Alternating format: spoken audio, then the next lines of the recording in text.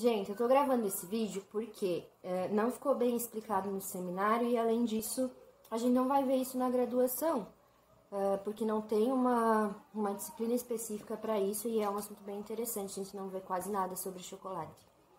E se a gente entender a parte da manteiga, do cacau, a gente consegue entender, dá meio caminho andado para entender o processo inteiro. Então, o que acontece?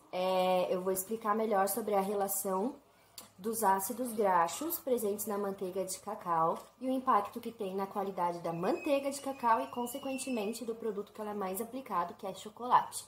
Quando a gente pensa em chocolate, são todos os tipos de chocolate. Chocolate cobertura, chocolate fondant, chocolate tablete, chocolate dragueado, qualquer um.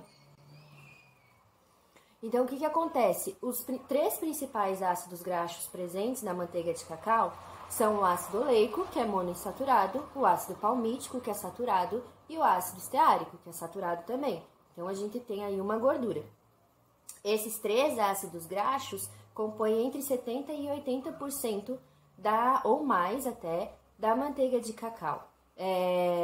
Essa composição vai determinar se a manteiga de cacau é mole ou se ela é dura. Quanto mais macia a manteiga de cacau for, maior a qualidade dela. E isso é ótimo porque no sul da Bahia a gente tem um cacau que é considerado macio se a gente compara ele com o chocolate, com a manteiga de cacau do ocidente africano, por exemplo.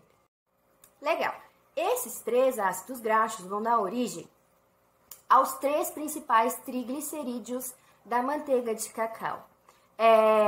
A tendência é que o ácido graxo oleico fique posicionado na posição SN2, a central do glicerol.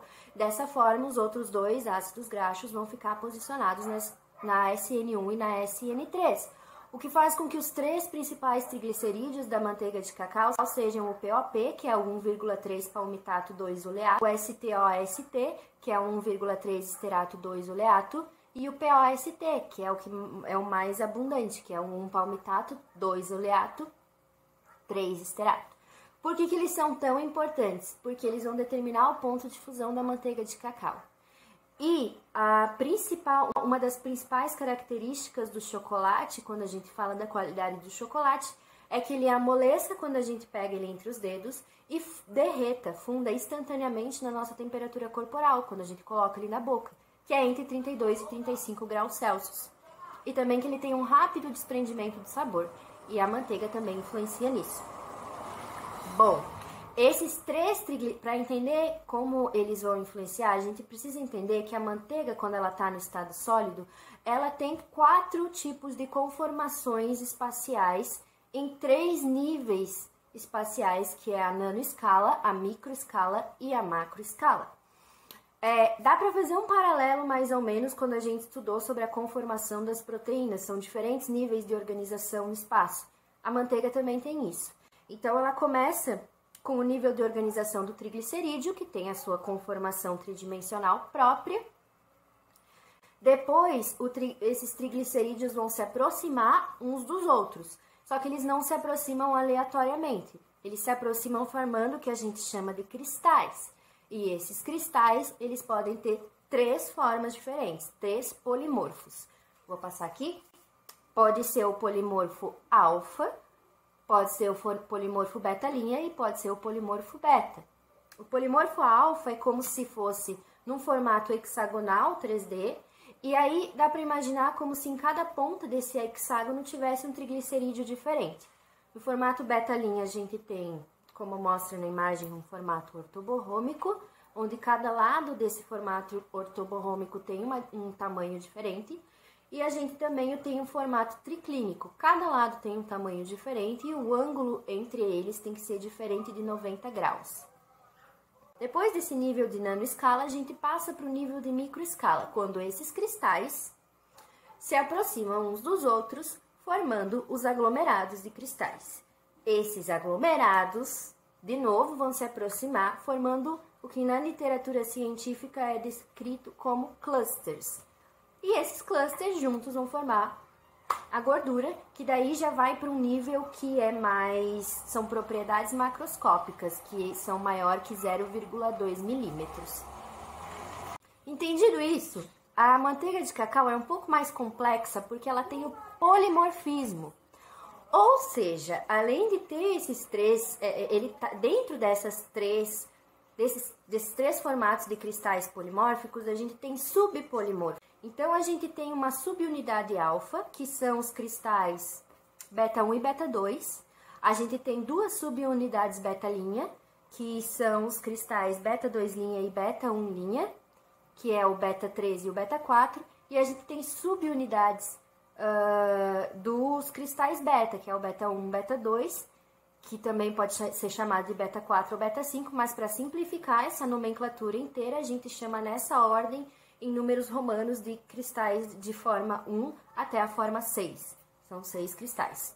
Cada um desses cristais apresenta uma estabilidade diferente e também um ponto de fusão diferente. Como a gente precisa aqui, o chocolate funda entre 32 e 35 graus Celsius, a gente precisa, no processo de fabricação do chocolate, quando a gente for lidar com a manteiga, obter cristais que estejam na forma 5, porque eles são interessantes para fabricar os nossos produtos.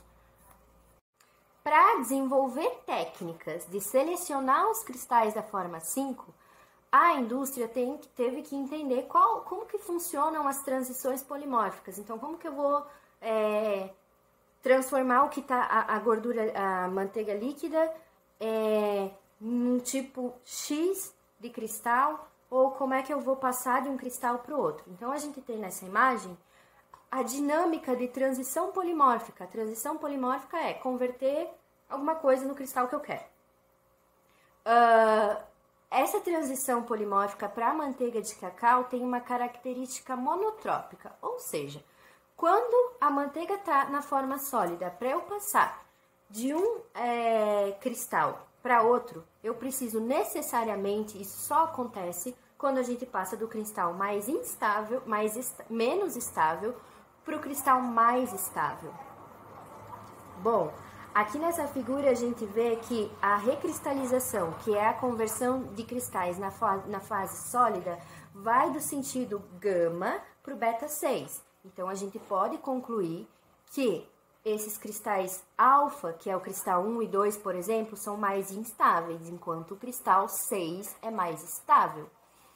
A gente também percebe que a gente pode, a partir quando a gente abaixa a temperatura, né? Imagine que os cristais estão todos fundidos, então eles não são cristais. A partir do momento que eu abaixo a temperatura para essa manteiga começar a solidificar, dependendo da temperatura onde eu estaciono esse resfriamento, a gente vai ter um tipo de cristal diferente. Então, eu posso ter ou cristais do tipo alfa ou cristais do tipo beta, como indica a setinha azul. O processo de temperagem é o processo de seleção desses cristais do tipo 5. Então, o que acontece? Quando o chocolate, aquela fórmula de chocolate, chega nessa etapa, ela chega na forma fundida, mas não necessariamente ela está numa temperatura correta para que a manteiga esteja completamente fundida. Então, a gente tem ali alguns cristais. Então, o processo de temperagem inicia com o aumento da temperatura até uma temperatura onde eu vou conseguir fundir todos os meus cristais. E não necessariamente essa temperatura já é estipulada. Por quê? Porque se eu inserir gordura que vem do leite, então eu vou ter que mudar essa temperatura, porque ainda tem a gordura do leite que está influenciando nisso. Então, cada fórmula tem uma curva de temperagem diferente.